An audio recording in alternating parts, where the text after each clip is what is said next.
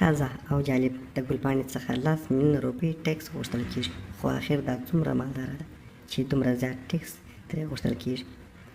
سلام، وخت مو بخیر. که مو زموږ چینل نه وي سبسکرایب کړئ، د نورو معلوماتو لپاره زموږ چینل درسره سبسکرایب کړئ.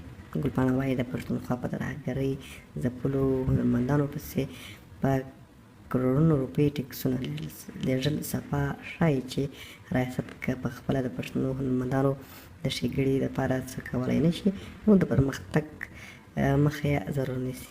د خیبر پښتونخوا صوبې د ټیکسونو د محکمې ګلپاڼې ته په لیږل شوي په نوټس کې ویل شوي چې هغې د هېواد دننه او بهر په سندرو او کلتوري کنسرټونو کې په میلیونونو روپۍ ګټلي دي، خو تر اوسه یې په دغو پیسو هیڅ ټیکس کامې خزانې ته نه دی ورکړی. وتلې هنرمندې ګلپاڼې له رسنیو سره په خبرو کې ومنله چې د 1 کروڑ روپو د ټیکس نوټس ورکړل شوی، خو ویې ویل چې هغه د خپلو وکیلانو سره په دغه اړه په مشوره بوخته ده او د قانوني لارې به خپل ځواب وایي.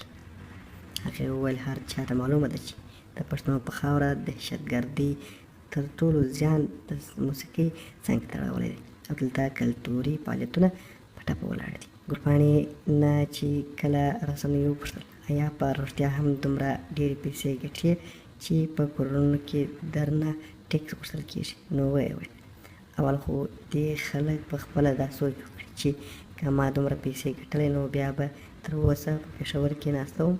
هغې وویل کله چې د یو فنکار سره د ریاست دې روپۍ ته وګورئ نو ووایي کاش چې یا خو د پښتونخوا د خاورې فنکار نه و او یا مې هډو دلته ژوند نه کولی. ګلپاڼه د پښتو هغه د ښکلي غږ او څېرې هنرمنده ده چې په میلیونونو مینه وال لري.